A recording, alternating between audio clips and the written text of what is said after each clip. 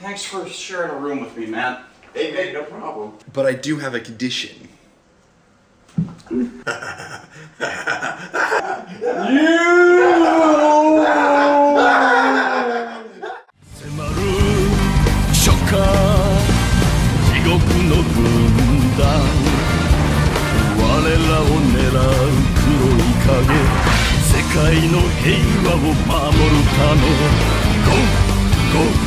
Let's go 輝くマシン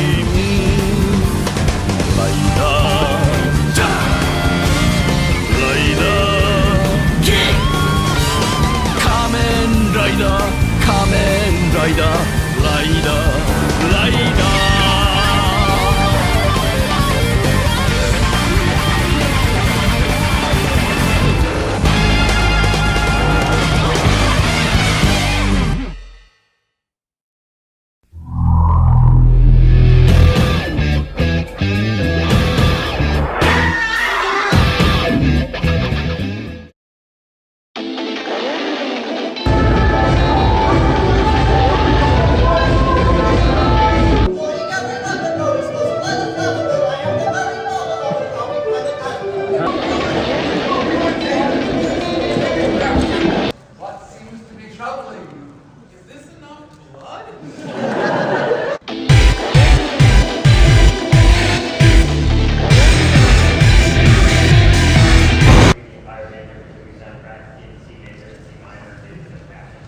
Yes, a very technical reason for doing that. The reason is I'm a really, really shit piano player. Wait. Fuck! Dragon Ball is a shonen manga, then anime, that follows the exploits of Goku's son, a monkey-tailed martial artist who seeks challenge and adventure. The series is loosely based on the classic Chinese novel Journey to the West, and is one of the single most popular manga and anime in the world. Dragon Ball was exceedingly influential in the stylization of manga after it, with the makers of One Piece, Bleach, Naruto, and Fairy Tail citing it as one of their key inspirations, and one that made the tournament arc of series and having the protagonist be a gluttonous imbecile so damn popular. At least Goku has other personality traits, so he's not a total annoying fuckwit about it like the copycats. It's also one of the most critical series to breaking anime into the mainstream internationally, due to the immense popularity of it, and is best known for its extensive run on Toonami, and for years was the linchpin series that held the block together. I can't tell you how many fond memories I have of that block, and many of the shows that ran on it are still some of my favorites to this day, which continues to make me sad it's now stuck in a time slot I can't watch due to me working very early hours. Well, you have a lot of glowing things to say about it. Well, that's the thing. I'm not really a big fan, nor really that involved in the fandom. I like the series, but looking back on it, I found the sense of adventure the best part of it, not so much the later arcs, which had more insane power levels, and the series' most infamous villains, where such adventure dropped off or ended. So yeah, like Toriyama himself, I think it would have been best to end the series at the end of the Cell Saga, or at least take a break before going full tilt into something with Gohan as the protagonist. Thus, I like the starting arcs of the series more, that this movie, which was based on the Dragon Ball section of it, is, well... This is considered the single worst adaptation of the Japanese anime and manga yet made in the West. I'd say adaptation of Japanese source material, but there are a few contenders for that. Chiefly Power Ranger Samurai and Megaforce. And Hollywood's stash of video game movies, yeah. It's not entirely their fault, though. Dragon Ball Evolution suffered from severe executive meddling. Ben Ramsey's original script was more faithful to the first arc of the series, and it was torn to pieces by James Wong. As they didn't want a good, for all ages Dragon Ball movie, they wanted to get to the Z stuff, with a teenager, with teenage problems. Because he is an adult, and this is a movie meant for adults, and adult things are serious business! And not only did a movie with a talking raccoon do better than this, a faithful recreation of a source material from the same publisher did better than this movie, and went on to have 2 sequels. And yeah, I'm referring to the Rurouni Kenshin movies again, as they not only did better with a smaller budget, they had better actors, better sets, made a longer movie, and its alterations for the most part fit its story without leaving any pointless content as fluff, so as to detract from it. What? This movie has a lot of padding? Oh, it just doesn't have padding. Almost a third of the movie contains pointless, needless, superfluous content that I entirely believe was added into re-edits of the film, as several times during it, you get these quick momentary flashes to scenes that don't otherwise exist in the movie, but contain enough production design and such flashes to think of them as cut segments. You otherwise would not see that present in those kinds of things, unless they were salvaging something they had to cut. Furthermore, almost any scene with Chi-Chi in it contains no other relevant actors except for the guy playing Goku, making it entirely possible that this movie's terrible romance between the two was made a larger focus over other elements. Well, then I'll leave it to you then. Oh no you don't! You insisted on having me do this, so if I'm going down, I'm taking you with me. Wait, you want me in one of your reviews? Yes! Score! Okay, maybe this wasn't the best revenge plan. We open on a voiceover telling of Piccolo, an alien, and his failed conquest of Earth. Aided by his disciple Ozaru. Stop! How far are we into this? 54 seconds? How do you screw up the entire mythology of a series in under a minute? Yeah, this wasn't written by Shoji Yonemura. So past that stupid opening, we come to our lead character, Goku's son, played by... Fail. You fail. Wait, again? It's more of a casting irritance than anything. I may be Caucasian, but I don't like white guys being the leads to everything I watch. This is a Japanese property being adapted, and it's very hard to be an Asian actor in Hollywood because there are so few opportunities to be a lead in or in movies at all. And even when that happens, it's usually to stereotypes. So when one is effectively gift-wrapped to that demographic of actors, and they're still passed over, that's just terrible. And yes, I think that of Scarlett Johansson being cast as Makoto Kusanagi in that potential Ghost in the Shell movie. But at least there are mediating factors there concerning how that character operates. Well, to be fair to this movie, Goku is an alien, so it doesn't need to be restricted as some other characters. That's a fair point. I just think we could have gotten somebody better than Justin Chatwin here. Yeah, this guy seems more robotic than an actual robot. In fact, he never once acts like Goku, and his entire story arc is pretty much nothing about misinformed martial arts cliches. The first rule is, there are no rules.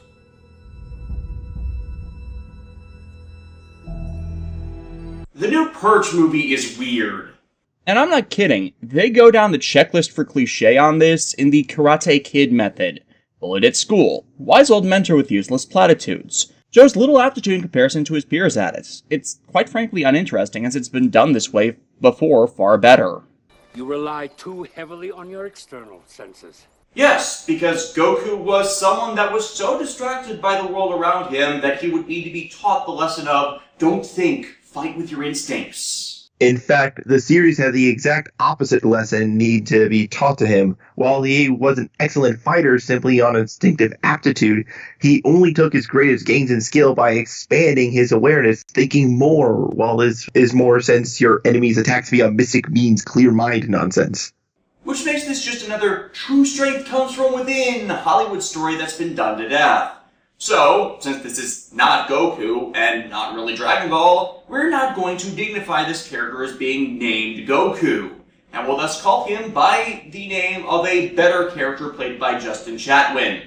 You don't mean... Yes! I redubbed thee, Zack, from Super Babies, Baby Geniuses 2! You monster! But as said, Zack is an outcast at school because... no reason. They just do. Dude, you're being trained in magic martial arts. Try for a sport to get them off your back.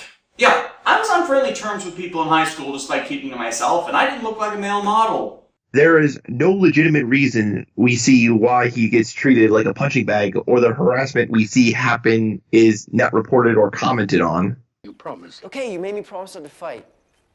Then teach me something I can use. Teach me how to get the girl. I wanna know what love is. I want you to show me. So yeah, Zack's a jerk, but as it's his birthday, Gohan gives him the titular Dragon Ball before heading off to school to be picked on by a black dude. It is quite uninteresting. Meanwhile, on the airship, we see the villain of the film, King Piccolo. James Marsters, no! Okay, Admittedly, he's one of the two best actors in the film, and this was a dream project for the guy as he is a big fan of Dragon Ball, and he is one of the best parts of it. It's just too bad the script revisions left this a wreck of a movie. Anyways, Piccolo has escaped wherever he was imprisoned and since claimed the airship in the services of Mai, played by Japanese idol Erika Tamura, who assists him in hunting the Dragon Balls. This is the first evidence of the rewrites, as this airship and Mai originate from the forces of Emperor Pilaf, the first villain of the series, and there's nothing here that really gives any depth to either of them. Though Piccolo does love to give exposition of his plans. And why is Mai in a skin-tight catsuit when she preferred more Russian military attire? Maybe they confused which Mai this was supposed to be. No, she wears too much clothing to be Mai Shiranui.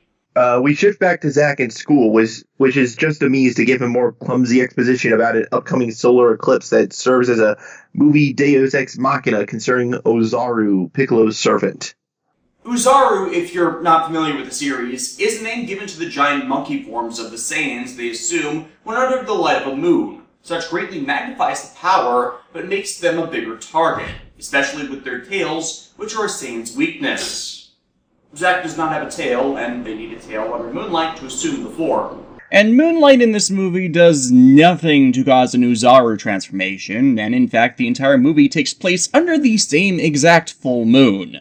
This scene also pretty much spills Piccolo's planet, told by Zack, as if it were an old legend about how Piccolo will return to take over the world. Of course! It is this point we're introduced to Chi-Chi, who Zack crushes on in the stock teenager drama way that is made in no way interesting, and completely gets the character wrong. For there is no sign of Sun. And no sign of Dere. Zack helps her get her locker open, which leads to the revelation that yes, she is a martial artist, and since Zack stalks her, he is surprised to learn this. But now she is instantly attracted to him and invites him to a party after some very, very, very awkward dialogue. Right, because there's a lot stupider names than Chi-Chi. I'm not saying that Chi-Chi's a stupid name, I'm just saying that it's not normal. You know, I hated the toilet humor in Dragon Ball, but I wish that were here in place of this. Because part of the problem here is they literally do not talk like people, let alone two that are attracted to each other. The party nonsense is this movie's excuse for Zack not being around when Grandpa Gohan is attacked by Mai and Piccolo for the Dragon Ball, which was in fact taken by Zack to the party for some inexplicable reason. It's established it's a family treasure, and unless it's wearable, you don't do that with that kind of stuff. All while Zack is having his own fight with his bullies at the party when they refuse him entry to a party at someone else's home in a very cartoonish fashion. It's sad comic books had more competent villains. But sure enough, when Piccolo arrives, Gohan, who's been telling the tales of Piccolo's existence, is sure to recognize him. Not hard, there's a lack of other green-skinned aliens walking around. Especially in a movie that is lacking all of the anthropomorphic animals and other bestial creatures that made Dragon Ball settings such an interesting fantasy realm. Piccolo force chokes Gohan into submission before bringing the house down with force powers. Apparently they think Piccolo is a Sith, because these are not key powers. Zack senses this and runs home, unburying Gohan from pretty shallow debris of the house's destruction. Except the house wasn't destroyed in a way that would have crushed him under it, or had the debris fall in a way that harmed him in the way showcased. Injured? Yes. Killed? No. But with his last words, he tells Zack to seek out Master Roshi for further training. Unfortunately, he doesn't leave Zack any way to find Roshi, as even after he buried Gohan, he can't find anything that would lead him to Roshi until Bulma breaks into the house. Are you Piccolo? Did you kill my grandfather? Listen, idiot. If I was a Piccolo, whatever that is, I wouldn't tell you. And she is an imbecile, despite talking like a nerd. Prometheum Orb has 5 stars. Wait, why is she an idiot? Because she already built a way to track Dragon Balls, used it to get here following the theft of her own Dragon Ball, and yet is completely unaware at all of their existing other Dragon Balls, despite her just after this finding the signal to the Dragon Balls in Piccolo's possession, and being aware of that same reading both passing by and leaving this location. In the original series, her coming to Goku made sense because, ironically, she was the one that had the story arc Goku and Chi-Chi are going through. couldn't get a boyfriend, so wanted to wish for one from the dragon that's summoned by their gathering. Though to make that a bit ironic in this case, Emily Rossio and Justin Chatwin play romantically involved characters in the series Shameless. They have far better chemistry than Zack and Chi-Chi. What, when I research this stuff, I research this stuff. This is more evidence of the obvious re-edits of the film, by the way. The short scenes we have of Bulma's Dragon Ball being stolen have a lot of production value to them, but otherwise aren't in the movie. It honestly might have been how a more competent iteration of the movie might have opened if we weren't sidelined with a stupid teenage drama diversion. Zack gets the idea to team up, and after some posturing, they do. Hey, where's your, Right? You do realize those canisters are supposed to be storage capsules, not actually turn into what they're supposed to store, right? It's a type of subspace compression, the items taken out of normal space with such the means of retrieval. I mean, if they were actually items, they'd be ridiculously heavy due to their density. Ant-Man had a guy carrying around a miniaturized tank in his pocket. I know, and that was stupid too! As Zack failed to find anything that would lead him to Roshi, Bulma takes a shot at it, and Gogo Fu fails her completely. Probably because she was searching for Muten Roshi instead of Roshi, because Muten is just another word for master. But Zack somehow senses him, but such is derailed by Bulma tracking another Dragon Ball, which leads them straight to Roshi, inside of his home, which they break into. It's a dump, but it does allow the movie to add... Chow Yun Fat? This leads to a gratuitous fight scene where it's shown that, yes, Roshi is yet another idiot, not even bothering to stop attacking when Zack and Bulma try to explain themselves, and of course, kicks Zack's ass, but from their exchanges, Roshi recognizes the style. You knew my grandfather? Yeah, we kind of established that. When he died. Telling you to find Roshi! This is another really obvious moment where the original script, which would have had Gohan dead from the beginning like the manga anime, clashes with the rewrites, as without those scenes, this exchange does make more sense. They fill him in on Piccolo with some pretty bad overdubbed lines and the need for the Dragon Balls to defeat him as no one else will, continuing on the hunt. But instead of going straight away, it's time for a training trip.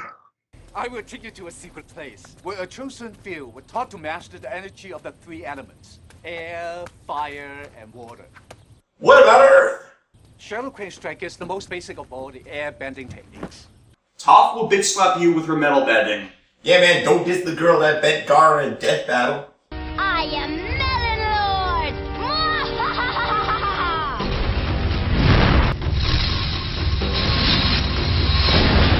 Still, what's with this diversion? Yes, you had training arcs in Dragon Ball, but they were in between the threats they faced, with the exclusion to the emergency power-ups.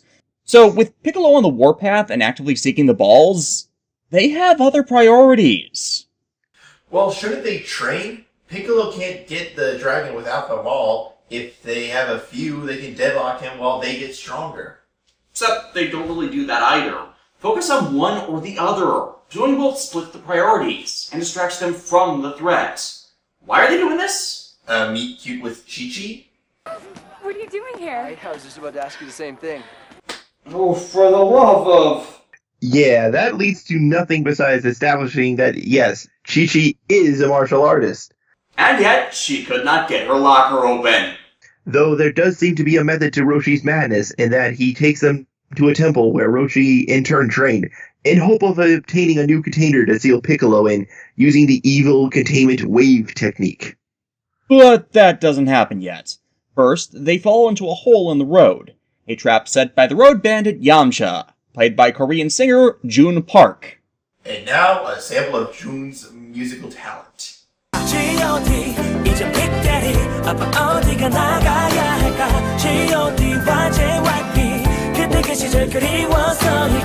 That is so much better than Gangnam Style.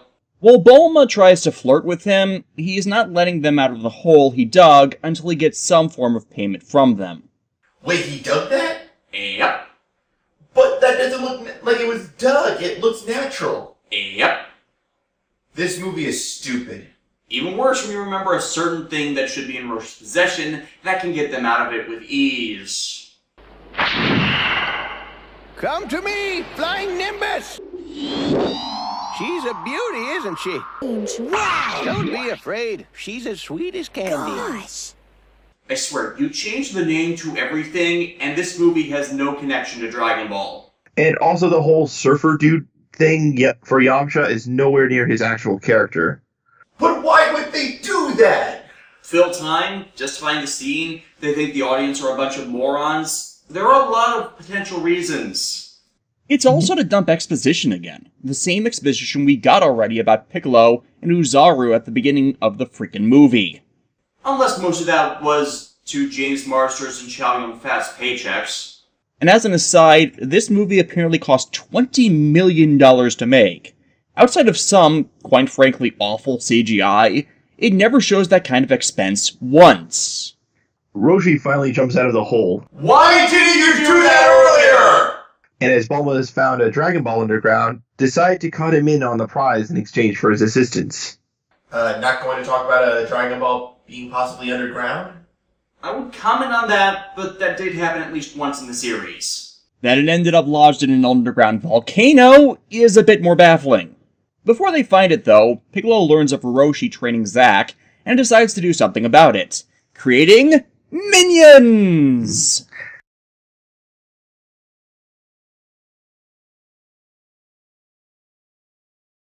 Why didn't you do that before? This is not how Namekians reproduce, however. These are Cybermen, minions from later in the series that are nothing like Piccolo's race or the creatures he did create, which attack the group as they try to find a way to the Dragon Ball, which is on the other side of a river of lava. Those don't work that way, and I don't know why they could not have just, I don't know, gone around. The Cybermen likewise don't generate new clones when cut up like these do in the resulting conflict, but Zack does get an idea of how to get rid of them and get the Dragon Ball. Throw them into lava, and then use their burning corpses to leapfrog over to it. You know, for kids. Lava does not work that way, and the heat coming off of them would burn Zack to a crisp. You know what's worse? Goku would have had something that got them across with no trouble at all. You know what that is? Power pole extend! See you when I get back! But the 1 star is stolen by Mai, and it is not explained how she got around to it when the others couldn't, but not before it gives Zack a vision. Dragon Balls do not work that way! So finally they get back on track to Roshi's plan and get to his teacher, Sifu Norris. You fucked it up, movie. Chi-Chi becomes involved in the movie again, winning a tournament with Mai as her final competitor, but after drawing blood, withdraws. Okay.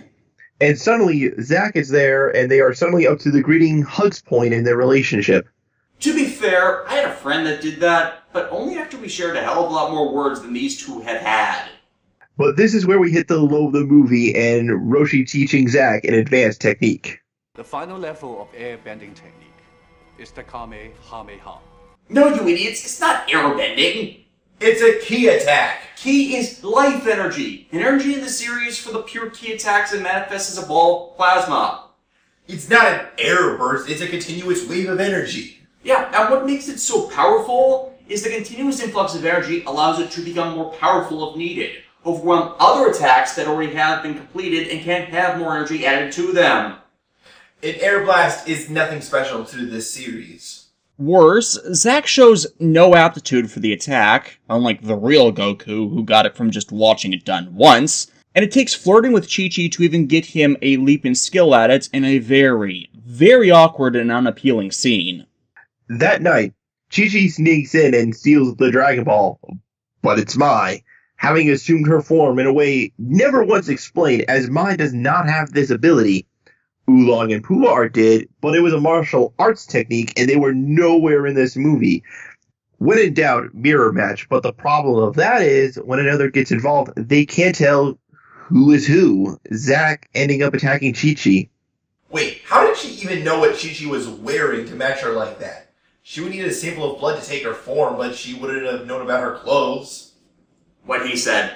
Still, this gives Piccolo the last Dragon Ball, and with it, he can achieve... 15, 14, 13. So it's time to suit up. In transit to Piccolo. Yeah. The eclipse happens, and it's revealed that Zack is Uzaru! Dun dun dun! Wait, Des, you're missing something bigger. I am? Yeah, didn't Ozaru and Piccolo's sealing occur thousands of years ago? Hey, yeah, it did. How could Zack be Uzaru in the first place? I mean, yeah, Goku's an alien as well, but the movie has never established that. Gohan is never shown unsealing or fighting Zack in any meaningful way. That's another skipped scene. So, this reveal doesn't make any sense within the framework of the film, as it is never, not once, set up. The closest we get is the Dragon Ball visions, but those don't make any sense within the framework of the movie either. And because Zack doesn't have a tail, which is the weakness and its severing is what removes the ability to assume the Uzaru form, there's no simple way to defeat him. The eventual result being Roshi's death, and it being a generic, never give up, believe in yourself, I have the power! Rhetoric. And if that works, then we all know what should actually result. Super Saiyan 4. And while Yamcha and Bulma are busy with Mai in a sequence that is far, far better edited than Goku's duel with Piccolo using energy blasts. I